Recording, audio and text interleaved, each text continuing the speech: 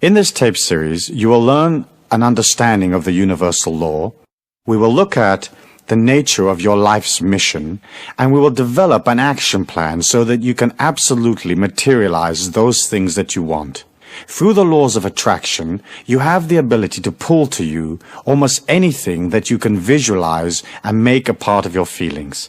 In order to get a good grip of this concept, I would like to read you my book, Miracles.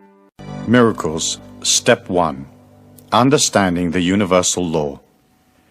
Creating miracles in your life is no more complicated than understanding the metaphysics of the universal law. And because that law is basically indestructible and therefore infinite, we know that the power used by miracle makers in the past is still available today. Yet in our modern society, we're brought up to believe only in those things that we can logically understand. We are not taught either that the universal law has limited potential, or that this power is at our disposal and can be used to work miracles in our own lives. To understand miracles, we have to look at two aspects of the universal law. Firstly, there lies deep within all mankind an immense power, and secondly, the power is impartial and unemotional. Call it the universal mind or Christ consciousness, or what you will. It is this power that allows man a recognition of the universal life force that we call God. The life force is eternal, it is a part of all things. Moreover, it is a major part of each of us. Consequently, we all have within us an unlimited power. Creating miracles in our lives becomes a matter of identifying with the power, understanding its characteristics, and learning to use it effectively. This identification is achieved by knowing that the power is within you, and acknowledging that fact by saying, I'm eternal, immortal, universal, and infinite, and what I am is beautiful. In this manner, you lock into the power source and you are poised for the next step, which involves looking at its characteristics.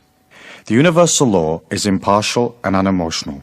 It has no way of knowing what you want, nor does it discriminate between your hopes and aspirations, likes and dislikes. It is pure energy. It accepts whatever thoughts, feelings, and actions you project, and reflects them back to you unemotionally in the form of events that you experience day to day. In much the same way as electricity illuminates both a brothel and the vicar's tea party, the universal law does not differentiate between different types of energy in your life. It will give you anything you believe in, no more and no less. Therefore, the key to understanding miracles is to look at the beliefs you express as thoughts and feelings. When you are born, your thoughts and feelings are limitless because your mind is a clean slate. What a small child projects into the universal law is a natural purity, unbounded by the constraints of beliefs. Children often attempt the seemingly impossible. Unaware that they have any physical limitations, they drive off in the family car or walk on a high ledge. It is only later, through education, that they learn the confines of human expectancy. But these confines or boundaries are illusions. They are formed by belief patterns, most of them born of ignorance, handed down from generation to generation. This pool of belief patterns, or collective unconscious as Carl Jung called it, gains validity as it moves through time, and eventually the concepts that later generations experience as physical reality become rigid and domineering. It is as if billions of people who preceded you have determined what you are going to experience on the earth plane, and that is all that there is to it. This rigidity does not allow for genius or for the understanding that we're now in an era of rapid unfoldment. Fundamental structures are being swept away in an avalanche of awareness, and we are no longer prepared just to read about great miracle makers. We want to have the same experience. For most people, this is not possible because they are locked within the limitations of body and mind. Their upbringing is so dominant that it encases their entire evolution, and they experience little spiritual growth. Step 2. Understanding life's mission. We are not our bodies, or our emotions, or our minds, or any of the structures and restrictions we experience around us. We are an infinite part of the God force, using the physical form to experience spiritual development through a special training called daily life. When you entered the earth plane, the energy that is the real you left its abode in the higher consciousness of pure light and entered by choice the body you are now in. You chose the circumstances of this life because it was the next step in your infinite evolution, and because this life would allow you to expand what you are spiritually, so that you could become an even greater expression of the infinite life force or living spirit. Now you may say, that's nuts. Why would I choose these circumstances of my life, this family, this society, and this neighborhood? Why did I not choose a more affluent environment or a prettier body or more intellectual capacity? The answer lies in a dimension beyond the physical plane. As you entered this dimension through birth, you had within your consciousness a heroic mission, a goal. The nature of that goal is firmly written in the very deepest recesses of the inner you. And what you are today, no matter what you feel about yourself, is actually a part of that goal in its various stages of completion. Your mind began recording events, thoughts, and feelings only at birth. It does not know of your heroic mission, nor does it understand the universal law that interacts with your limitless potential. Why? 2 reasons. Firstly, if your mind, feelings, and emotions knew the nature of your heroic goal in life, there would be no challenge or quest, and your evolution would suffer. Secondly, most understanding of metaphysics is based on tribal or religious beliefs which do not totally reflect an accurate perception of the delicacy of energy and the way its ebbs and flows affect daily life. No real understanding of the universal law has ever been incorporated into the various belief patterns of the world's collective unconscious. For example, let us say that your heroic goal in life is to learn to love yourself and to accept full cosmic responsibility for what you are. And let us say you have had a number of previous experiences on the earth plane in which you were weak and indulge yourself metaphysically by leaning on others rather than contributing to your own energy or support. If you knew of this in advance, you would begin to favor the one course of action over another. You would intellectualize yourself into positions or feelings that you wanted to achieve, and your mind would dominate your every move. Evolution does not work that way. You cannot overcome weakness by fighting it or thinking your way out of it. You overcome weakness by leaving it behind. This means that you become aware of the inner tendencies that bring you down, that do not support a belief in self, that do not endorse a love of self, and you say, I don't want to be that anymore. Then you move yourself out of the slovenly ways of the collective unconscious into discipline and power. From time to time you may drift back, but once you decide on the side of strength, the power of the universal law will always be with you to varying degrees.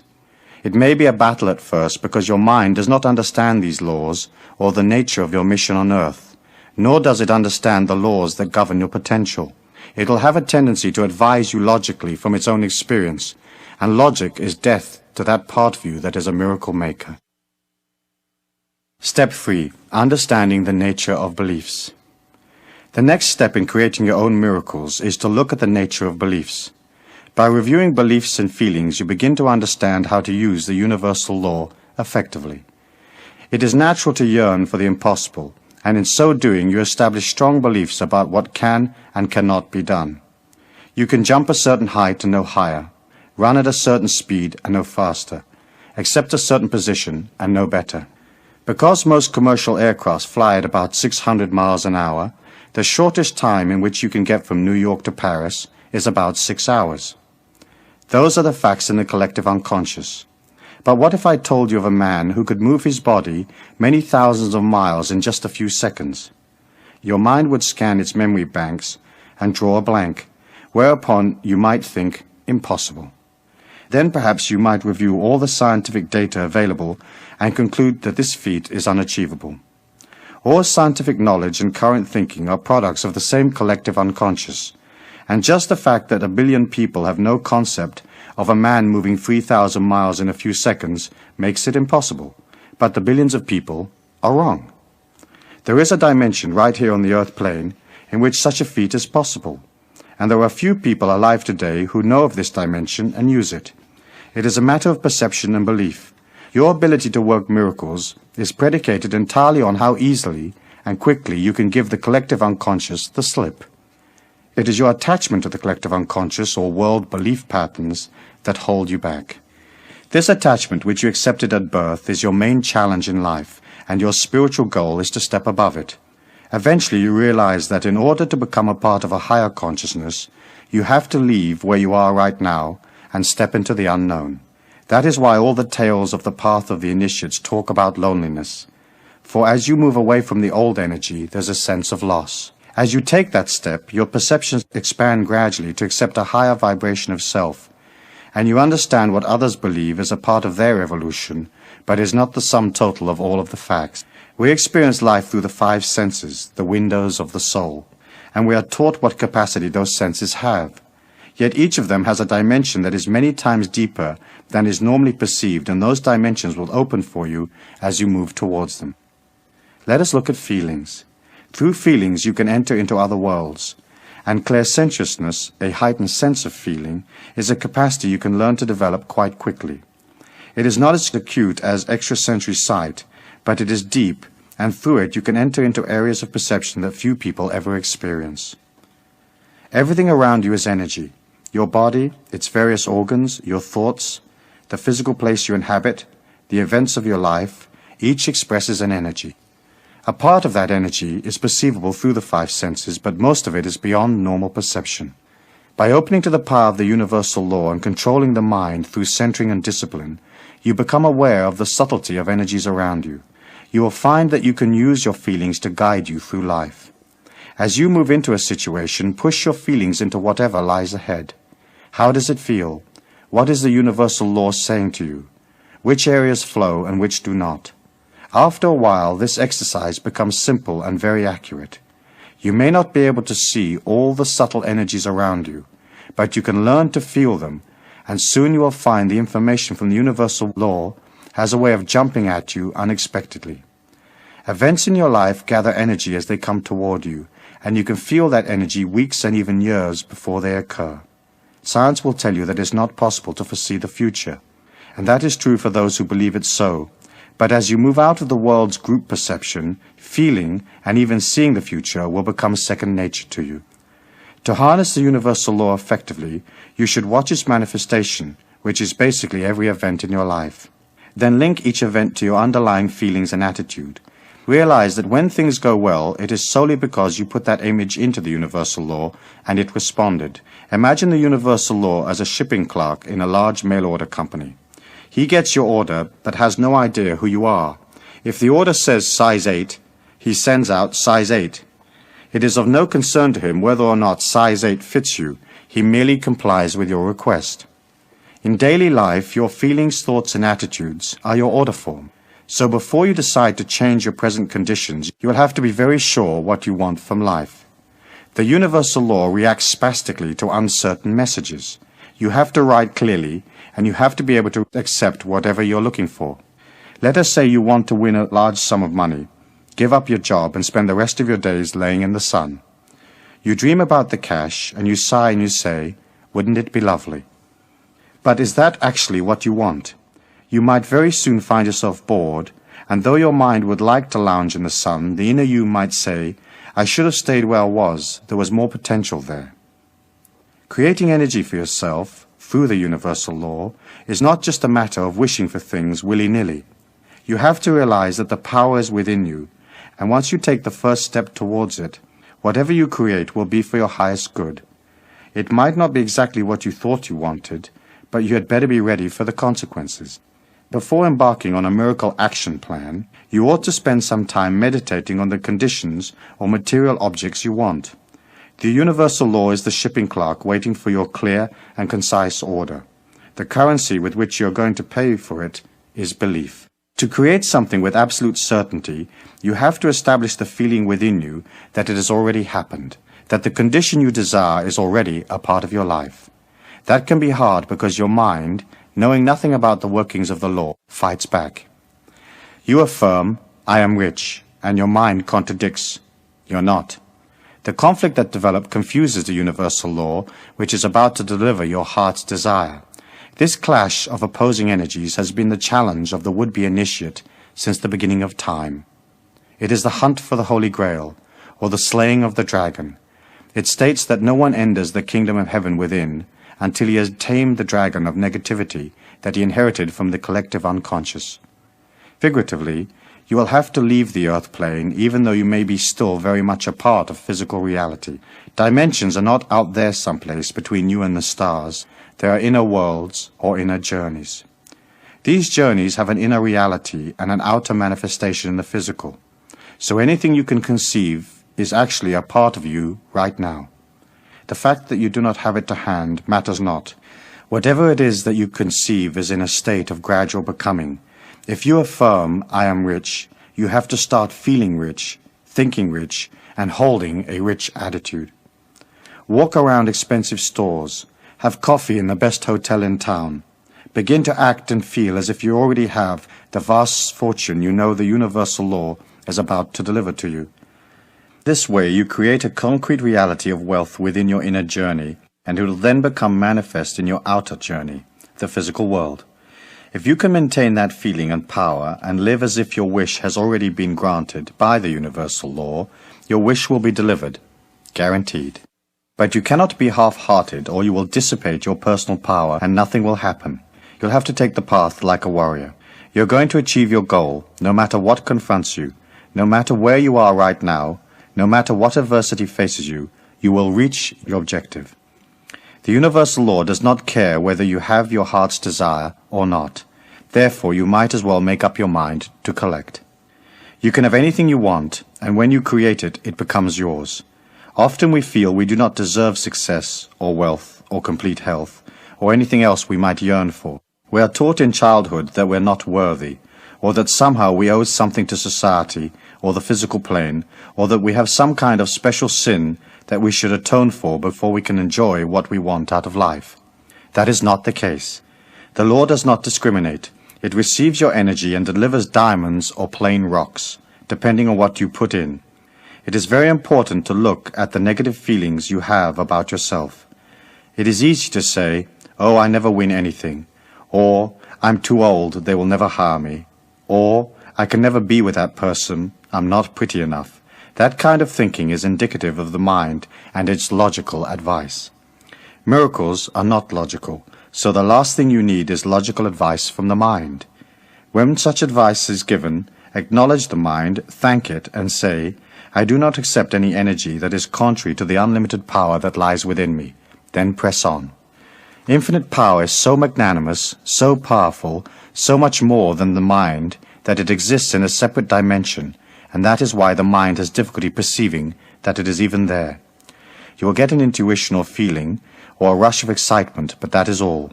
You cannot really hear it, touch it, or taste it, but it comes round the mind like a breeze, and when it starts to work in your life, you will know it by the quality of the people and the events that surround you. Before we go to step 4, the Miracle Action Plan, let us briefly review some important points.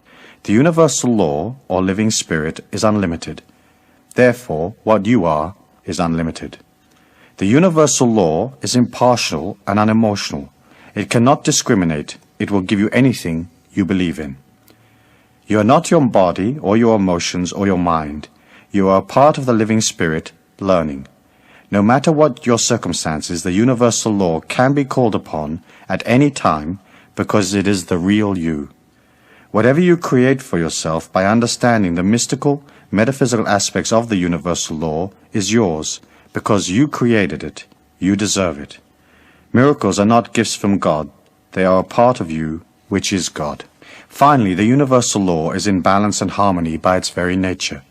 And so, as you set out on your action plan, you will not be able to infringe on others. Whatever you create will have to be for yourself. You cannot will the universal law onto others by saying, I want this to happen to my friend.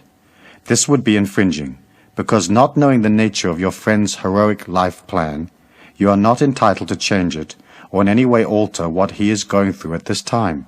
He has to experience life for himself, as he also has unlimited power within him, and a part of his growth pattern is discovering that fact. Within the universal law, there is no dual energy, good and bad, saints and sinners. There is just energy, one power that pervades all things, and everything is a part of that power. Differentiation between good and evil is just your perception, for within real energy there is no judgment. There is high energy and not so high energy, And at the end of this life you will have the opportunity to review what you have achieved, which will be a matter of how much you've succeeded in centering your life in a discipline of perceiving the living spirit and using it.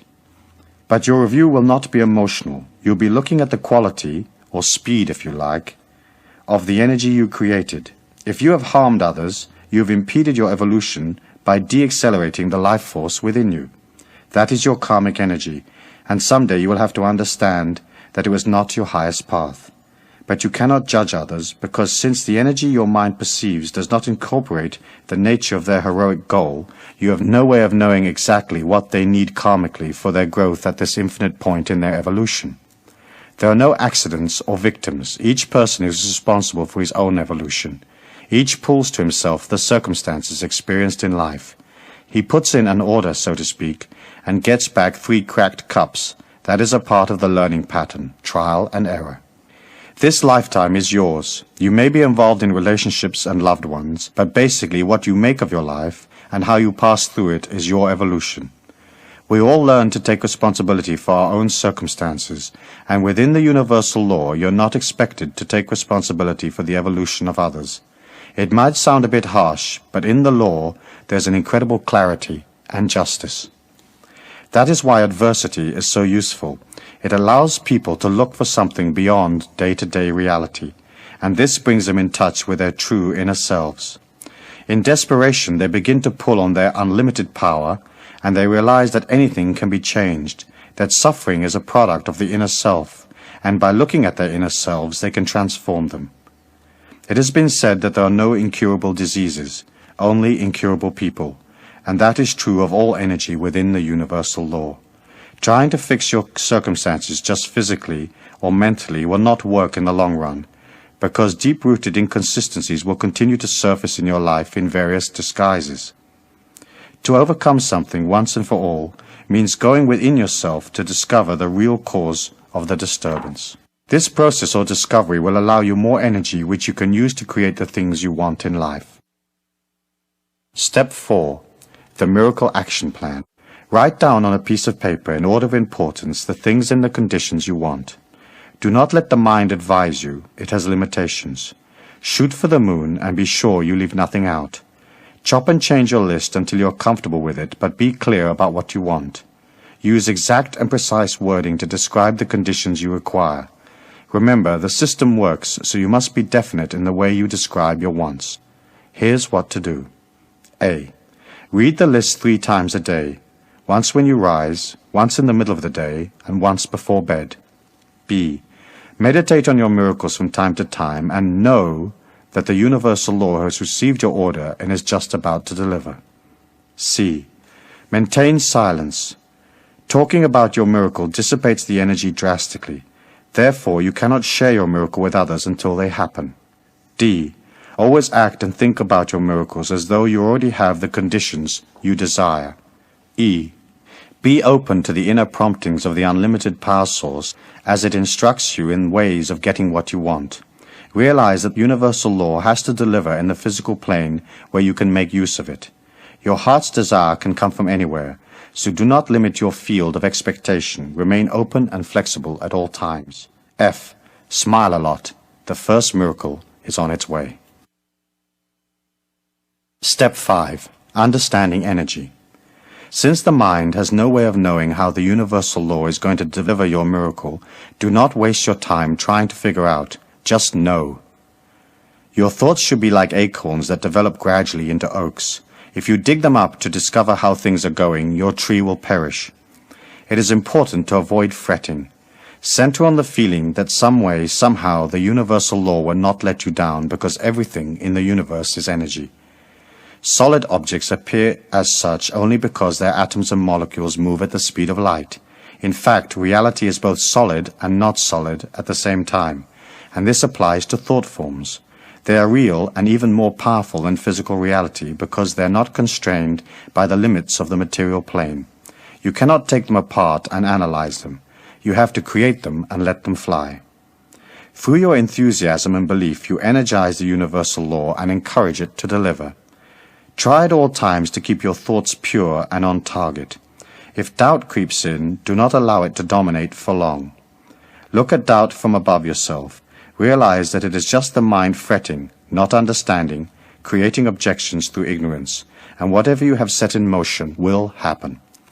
As you work with the power, it'll have a way of showing you the next move at every turn. Believe in it. Know that this inner force is so powerful that it will pull you into excitement and adventure beyond your dreams. Keep it pure, remain silent, and remember to keep your methods secret.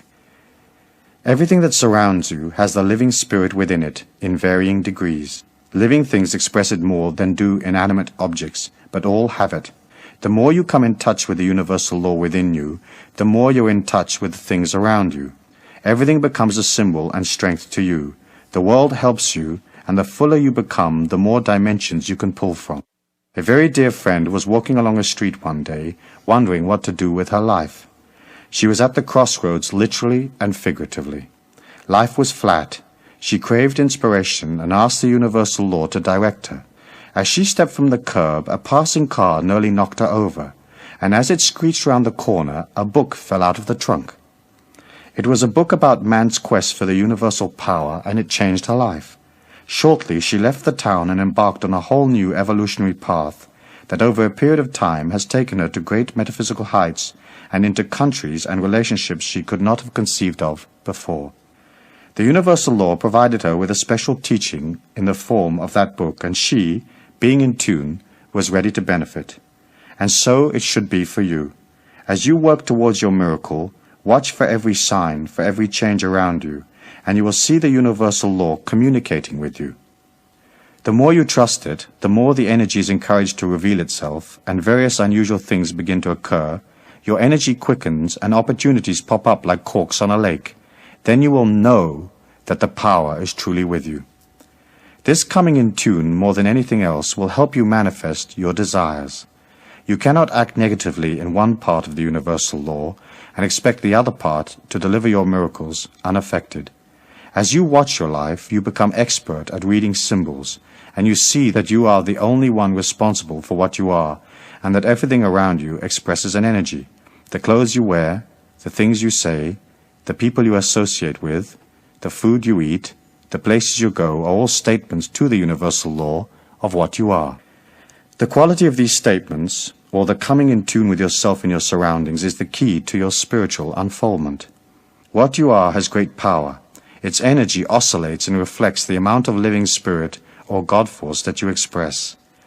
The more you work on your life, the more you accept responsibility, the more energy you will have, and the greater will be your expectations.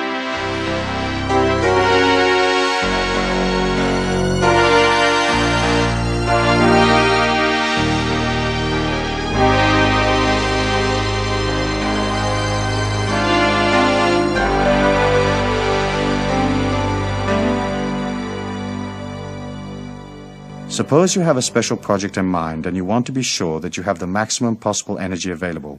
Let us say you're heading for a job interview. You've put that job on your miracle list, and the universal law has opened a door, and you're halfway there. Here is what to do. 1. Continue to see your miracle coming into physical reality. See yourself with the job granted until 72 hours before the interview, then forget it. 2. On the day of the interview, rise early. Spend as much time as possible on your own. Avoid interpersonal conflicts. Tell the universal law that you're ready and willing to accept the miracle you have been asking for. 3. Abstain from such energy-lowering substances as alcohol and drugs. 4. Eat lightly. The universal law manifests in you and through you. If you eat great amounts of heavy food, your energy slows, and the universal law within you has difficulty expressing itself. You should have salads, fruit, natural healthy food in sparing quantities. Stay away from junk food. 5. Before you set off for your interview, relax a moment. See the situation as flowing and positive. If you already know the person you will be meeting, see him or her in your mind's eye, happy and smiling, receptive to your energy. See the interview going well. See the miracle delivered. Step 6. Understanding time. Within the universal law, there is no time. Things are in a state of gradual evolvement. A tree has no concept of time because its essence is eternal. It responds to the warmth of the sun, but it is not in time. It develops from seed, expanding gradually to full maturity, and so it is with the universal law. It can deliver instantly, but if your energy is not all there, it will seem to you as if it has taken time. You have to learn patience and keep moving towards your goal, knowing that your thought forms will manifest. If you are moving towards one particular miracle and a different avenue opens up unexpectedly, take it. The universal law delivers in strange ways, and what you think you desire may just be your way of expressing a totally different goal. A good friend of mine wanted more than anything else to be a film director. He graduated from film school in London but found that he could not get any work because of a technical complication. To work in films in England at that time, you had to have a union card, but you could not get a union card unless you were working. In effect, the union created a closed shop. My friend's miracle was stuck. One day, out of the blue, he bumped into an old school friend who owned a restaurant, and because of his financial straits, he gladly accepted a job as a waiter. Working hard each day, he spent his spare time watching films and keeping his dreams alive through study. Each day at noon, a well-dressed old man came into the restaurant. My friend served him diligently, and over the months the two of them became friends. One day my friend asked the old man what he did for a living. The old man replied that he was just about to retire from a job that he'd held for many years. "What job is that?" asked my friend. "Oh, it's pretty boring, really," replied the old man. "I'm president of the Filmmakers' Union. Not much ever happens." 15 years later, I was flying across the United States, lazily watching an in-flight movie, when to my great delight I saw my friend's name on the credit of a major film. His miracle had been delivered. When you move into an energy alignment, you can never tell what will happen. Watch for signs. Use your feelings to help you decide. And if, after that, you're still not sure, do nothing. If a direction is right, you will know it automatically. If, however, making up your mind requires you to go through great trials and tribulations, you can be sure that that particular course is not the one for you. Basically, it is well to remember, if you have to ponder a decision, it is usually a mistake. When the universal law delivers, you will know. Start your miracle list with a couple of modest requests. Then as you experience the universal law delivering, you will feel the power of success around you, and that in itself becomes a valuable affirmation. Each time you reorganize your list, spend a few moments thinking about how well your last miracles worked. Affirm your power by visualizing your success. Then, as you accomplish one miracle after another, you will have the confidence to go on to other things. Step 7. Understanding your personal power. In conclusion, we will discuss how to establish an energy of power around you. Your mind's natural negative alignment will tend to make you think that your miracles are not going to come true. Therefore, in order to achieve complete success, you have to work constantly on your mind's doubt. Remind yourself that you're not your mind, and you do not accept an energy contrary to your goals. In this way, you establish a pattern of positive affirmation in your life. Write down in your own words 9 affirmations that express your belief in yourself and your complete fulfillment in this lifetime. 3 affirmations for the dawn, 3 for the day, and 3 for the night. Before reviewing your miracle list, relax, center your mind, then read your affirmations slowly. Make your affirmations strong. Be sure that you feel their power and that they mean something special to you. The words and feelings that you believe in have the strongest energy. Here are a few examples from which you can build. I am a powerful, positive individual, and all events in this day are for my highest good. What I am is beautiful, and I pull to me this day only beauty and refreshment. This day is a day of balance. I am completely aware of my body and all its needs. What I am is eternal, immortal, universal, and infinite. I see only beauty and strength every moment of my life. I see only beauty in all the people who are pulled to me, and what I am strengthens and refreshes what they are. What I am is infinite. I do not judge the evolution of others. What they are right now is for their highest good. Each action I take this day is an expression of the God force. Therefore, each action I take is a part of my infinite creativity. There is no real sin, only energy. I follow the energy of my highest evolution at all times, and so be it. I'm open at all times to communication from my inner self, and that communication leads me to my highest evolution. I give thanks for the beauty of this day, and may the energy of this night bring rebuilding and review. So be it. Your affirmation act like small twigs in a fire. As you rise, you begin to build energy in the day. Use your affirmations to keep that energy going. Center for a moment to acknowledge your infinite beauty and your place in all things, then proceed. If you're pulled into interpersonal conflict, take a few minutes on your own to repair your energy, and, before going out in the day, be sure that your energy is strong. If you care for your power and your balance and you center your life, no harm can befall you, and you enter into worlds that few people are even aware of. Create your day the way you want it. See it going well. See each person you meet as positive and open to your energy. See the day as harmonious and flowing, and see yourself evolving through each and every experience. Finally, before setting out in the day, see the white light of the living spirit around you, protecting you and strengthening what you are. Realize the more you believe in yourself, the stronger the white light becomes. It acts as your shield, and from time to time each day, you should re-energize it by seeing it vibrant and strong, and by affirming that what you are is a part of the living spirit or God, and that each moment of your life is one of exhilaration and learning. Your position on the earth plane as a miracle maker is inherent in the infinite power that lies within you. That limitless source lies there waiting for you to step up and collect your heritage, and when you do, the power will always be with you. And that is guaranteed. So be it. As we listen to my book Miracles, there are probably a number of concepts contained in the book that you may not be familiar with, or that perhaps is different to some of the religious or philosophical beliefs that you may hold. And I can understand that. And of course my belief is that each person should seek out from the information around them those concepts, those ideals, morals, and values that suit them. You're an individual, and you have to develop your own philosophy of life from within the context of living life. And using that philosophy and that morality, you will develop within yourself a powerhouse of strength, because it'll be yours. You won't be living a second-hand philosophy or a handed-down philosophy from somebody else. You'll be creating a philosophy that's strong and powerful, a philosophy that nurtures you, a philosophy that is designed with you at the center, with you at heart. As you begin to concentrate upon yourself, and as you begin to see your life in dedication, then of course energy grows, and it grows very, very quickly.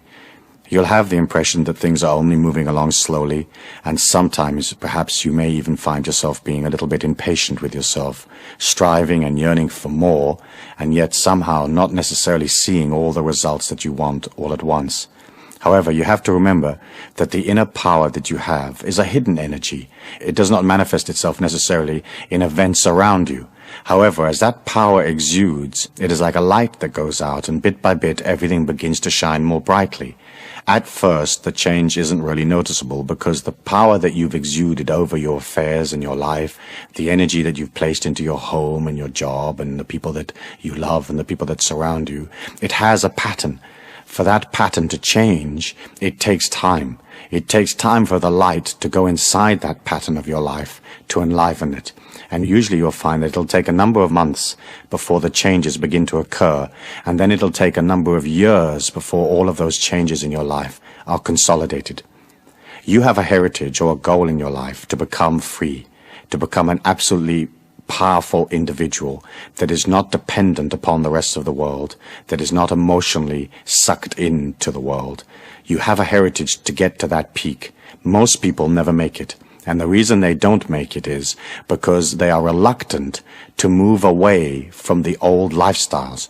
It's almost as if they live in a prison. The gate is always open.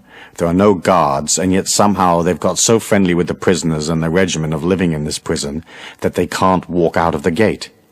We're living in a world today where there is a very, very desperate need for enlightened beings. People that have a higher consciousness, people that can expound a new philosophy, a new light. You heard in the book me talking about the Golden Age, and that has been an archetypal symbol in the mind of man since the beginning of time.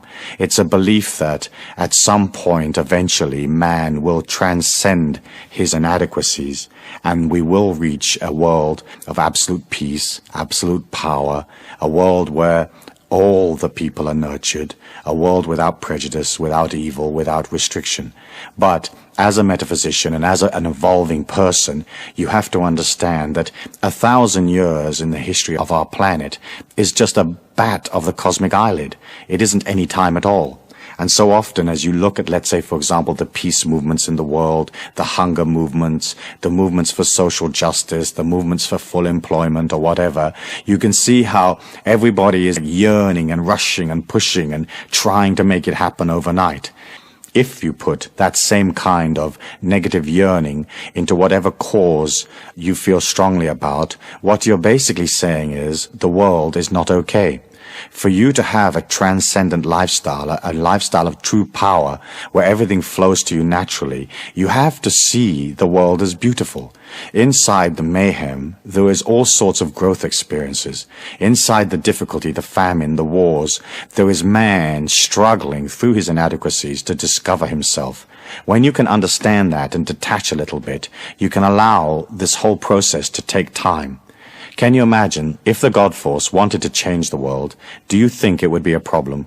Do you think it'd be a problem to infuse the minds of man with a peaceful energy so everybody became peaceful, or to infuse in the minds of man a greater sense of sharing so that all the people of the planet would have enough abundance? I'm sure that the God Force could do that if it wished, and yet it cannot infringe upon us any more than we should not infringe upon the people around us. It has to allow everybody to come up gradually and to understand those perceptions gradually. As you become more powerful and a stronger person, people are going to come around you. Your family members are going to want to know, hey, how come you're living a little bit of a different lifestyle? Or how come you've changed? Or how come you're looking smarter and your clothes look better and you're more groomed and it seems like you have more money and more travel and more fluidity? And they are going to come to you. When they come to you, you can act as a teacher. You can inspire. You can show them the positivity and the strength that is there in life. However, what happens to some people is they gain a modicum of power and then they want to go out and change the world. When you want to go out and change the world, what you're saying is the world isn't okay. And you have to accept it as beautiful. You have to accept that it is divinely perfect. Even though to our finite minds, as we are in this energy pattern, battling through the inconsistencies, sometimes it seems to us like it's not okay. Hey, wait a minute, I feel pain, I feel discomfort, I feel frustration. Where's the employment? Where's the money? Where's the world peace? But in fact, when you look at it as an overview, if you could leave the planet and go up about 200 or 300 miles and look back at it, you can see that there is a gradual sense of improvement. You can look back to the 60s and see that, for example, the energy today in the 80s and as we move on into the 90s is much more powerful than it was in the 60s. And the 60s were more powerful than the 40s. And the 40s was a whole different era than the turn of the century. And so you can see that man is coming very, very quickly. I mean, almost like a train through the night in his evolution, but it will take time. And as you develop this power, your main function is to express it with this unconditional love to people, not imposing your opinion upon people, but just waiting for them to come along and ask you. If a person comes and asks you for information or for advice, give it to them as fairly and as equitably as you can. But don't go out and seek people to fix. Don't go out into the society and say, I gotta fix this. This is terrible. I gotta fix it. You don't have to fix it. It is what it is, and it's coming up as time goes on. If we look through the Miracles book, we can see that in it there are one or two unusual concepts, or concepts that do not follow the average philosophy or the more usual religious philosophies. And I wanted to take a moment at this time to just extrapolate from the book and from those concepts and expand on them, and to give you a greater awareness for your consideration. And then you can incorporate those concepts into your life if they feel comfortable for you, if they nurture you, or not include them as you wish. The first thing that you probably will have noticed from listening to miracles is that there is an utter simplicity to it. The process isn't complicated. As human beings, we tend to think that things have to be difficult, that things have to have a modicum of struggle, that getting money has to take effort, that being in love has to mean that somehow we lose a part of ourselves or whatever it may be.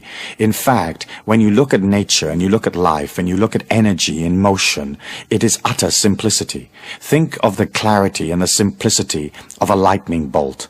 It isn't complicated. It's just this pure flash of light. And in the same way, as you begin to create miracles in your life, be careful that you don't complicate the issue. Isn't it true that sometimes we'll head off on a project and we'll make it immensely difficult and immensely complicated, but all we had to do actually was walk across the street? When you relax and you allow that freshness and that simplicity and that humbleness to come into your life, things appear automatically. Where it says in the Bible, the meek shall inherit the earth, meek did not mean wimpy or weak or people that you could punch up. It's basically a sense of simplicity, of naturalness, of an alignment to nature, an understanding that everything is perfect and that everything will flow to you. And as you come out of the intellect and more into this magnanimous feeling of limitless inside of you, the simplicity begins to develop and everything has a natural beauty. The next concept that I wanted to discuss was the concept of God as energy rather than as a personality. God as energy has been the cornerstone of all the mystical, metaphysical teachings through all time. And it was an understanding that in fact God is light, and that light is love, it's expansiveness, it's going beyond, it's outward seeking, it is nurturing and caring. In the old tribal days, you can imagine these tribal people with very limited education, with sort of very low IQs, with very low life expectancy, living in difficult circumstances in the desert in North Africa, or a tribal person living in Central Australia. They didn't have an understanding of complex energy patterns. Psychology only began in the 1900s. Words that we take for granted like ego and persona and dream interpretation and psychoanalysis are all very modern concepts. In the olden days, tribal man did not go into his mind to seek out the complexity of the psyche, the complexity of the subconscious mind. And so you had a tribal system where there was no electricity, there was no modern appliances. They just lived on the land with their animals, with their loved ones and tribal members around them. And so they had tribal leaders and tribal princes. Dukes owned various chunks of the territory. There were warlords and shoguns. And so it was natural for them to express a higher power or a divinity in a personality. I think one of the things that I found most interesting as I studied history and I studied the philosophies of nations as they developed was that most gods are male. In almost all of the traditions, they're male. And the reason that they are male is that the hierarchies of the tribes, the princes and the priests and the leaders of those tribes were also male. There wasn't a conception of powerful goddess female. There has been that goddess energy naturally throughout the whole of history. But generally speaking, if you look at the major religions and the major philosophies of the world, God is always a male figure. And the reason that is so is because the tribal leaders and the warlords and the people that ran the tribes were considered the most powerful energy within that tribe, and they were masculine because they lived in a very earthy time. They had to be warriors to survive. They had to scratch a living from the earth with no tools, no electricity, no equipment to do it with. And so it was very important to be strong, and if you weren't strong, you died. In biblical times, life expectancy was only 20 to 30 years. I mean, if you were a 30-year-old male, you were old. I mean, really old. And wise. And so, as you look at this tribal system from which we have come and which is so much a part of our inner feelings, and you can see that we've inherited the masculine God idea from those early days. If you are in a religion or a philosophy that has one of these masculine God figures of the top of the philosophy or as a divine entity in the philosophy, then what you need to do is to somehow take the image of that masculine figure and bring it into yourself. As you try to expand power, it is almost impossible to do so if you see God outside of yourself. And the reason why it is so difficult to do that, if you do see God outside of yourself, is that what you're saying is, I do not control my life. Some entity above me or beyond me is controlling my life. And of course, that is the case for the vast majority of the population. But as you become a more powerful person, if you can internalize that male God figure inside of you and understand that that energy is exuding, then you can hold on to the philosophy, and it doesn't affect the quality of your religious belief. In fact, the quality of that belief is enhanced because you get in greater touch with what that image is, but also you internalize the energy and you have it in your life. And I think that's extremely important. You see, in those days, in the olden days, it was very hard. I mean, it was impossible, in fact, for a tribal member to understand God as light because they weren't part of energy. Today we understand it. We understand what's in a light socket. If somebody talks to us about a laser disc, we may not necessarily know what a laser disc is in its intimate details, but we have an idea. We know what a laser beam of light might be. And so we're infinitely more sophisticated. If you met some of the characters out of the biblical times, you'd be amazed at how thick they were, you know? You wouldn't hang out with them for 5 minutes because you, inside you, have all of the energy of 2,000 years that has come on since. And so you have the sophistication of a society that's moving so many thousands of times faster than it was in the olden days. And so for you to develop that same kind of sophistication, I want you to consider internalizing your God figure or your divine entity, whatever that may be, and realize that that figure is inside of you rather than outside of you. And I think that's a comfortable way of converting yourself from one of the more older traditional philosophies into a philosophy of self-empowerment. And that, of course, is my main interest. I don't have an interest in changing your religion or changing your philosophy. I only have an interest in seeing that you become a more powerful being. The next concept that I think is important is that you'll notice in the book very early on, I talk about the God force or God being impartial. And that to most people is a very unusual concept because we have been taught that God had emotion. If, say, for example, you go into the Bible, you can read all sorts of stories about God being angry with these people and God being pleased over here and God telling people this, and there was a lot of emotion.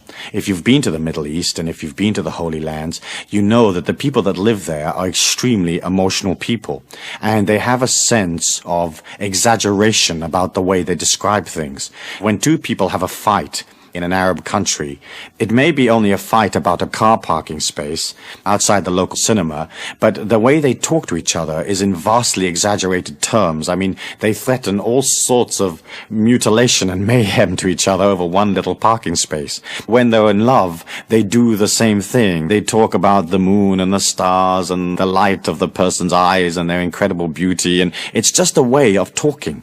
And as you look at that, you can see how we inherited in modern times the idea of an emotional God. In fact, that isn't correct. The life force that permeates all things, the God force that permeates all things, is an energy that has your evolution at heart and loves you because you are it and it is you. But it is not intimately involved in whether you're happy or not happy, or whether you had cornflakes for breakfast or didn't. And so when you pull out of that emotional relationship, then you win back part of your own power. I've been involved over about 10 to 12 years in research in altered states of consciousness, and I've been through the whole gamut of what is open to people in that area, including trance states and out-of-body experiences, ESP, psychokinesis, and 1,001 things that go bump in the night. And one of the things that I found was that I had the ability to entrance my mind and to achieve very, very low levels of brainwave activity and still remain awake. A normal person, or a person that hasn't trained in brainwave techniques or in altered states of consciousness, as their brainwaves slow down, they automatically cross the threshold into sleep. And the training basically that I was involved in was a training of learning to stay awake when the brain is basically dormant. As I got involved in that, I began to see symbols, and I trained in understanding how symbols express themselves in those inner worlds. And one day, when I was in a meditation, in a trance, I saw this tube. And it's the same tube that people who've had near-death experiences describe. And it's a tube that seems to lead to other worlds. If you're familiar with those near-death books, basically what happens is somebody has a terrible accident and they get them to hospital and they basically die. And in that death process, they come out of their bodies and usually they go up this tube or this tunnel. And at the end of the other tunnel is some kind of celestial kingdom. And often they're met by some kind of spiritual entity or Jesus or whatever their symbol is. And then, because their body recovers on the operating table, they get twanged back into their body. Usually the spirit entity says, "Not yet." And then bang, they're back. And the surgeon's pumping adrenaline into their heart. Well, one of the things was that when I was in these altered states of consciousness, I saw this tube. And eventually, over a period of years, I had the ability to move up through this tube and to direct my consciousness to the other end of the tube and to enter into those celestial worlds. One of the first things that I discovered there was the nature of this God force or this light. And so when I talk to you about the God force, I'm talking to you from my own experience. Subjective as it might be, it's an experience that I've actually had. And the light is more magnanimous, more loving, more expansive than there are real words to describe. But the first thing that I did notice was that that light or that energy didn't have a lot of stuff or opinion about who I was. Unconditional love is the total acceptance of another being. And the way that the God force relates to you is to totally accept you. If the God force was emotionally involved in your life, then that would not be total acceptance. And so that was one of the realizations that I had in these experiments, and I've talked to other people who've had the same experience, and each and all of them confirm the same characteristics of the impartiality. And the impartiality does not come from not caring. It is not like the life force or the God force doesn't care about you. It's more like it loves you so much that it'll allow you the time and the patience to become what it is you want to be. As you look at the book, you can see that I talk about how the world is energy, and that your body is energy, and everything that you are is energy. If you can begin to identify with that infinite self inside of you, rather than your body or the physical things around you, you very, very quickly link in or go back into that infinity inside of you. And I think that's important because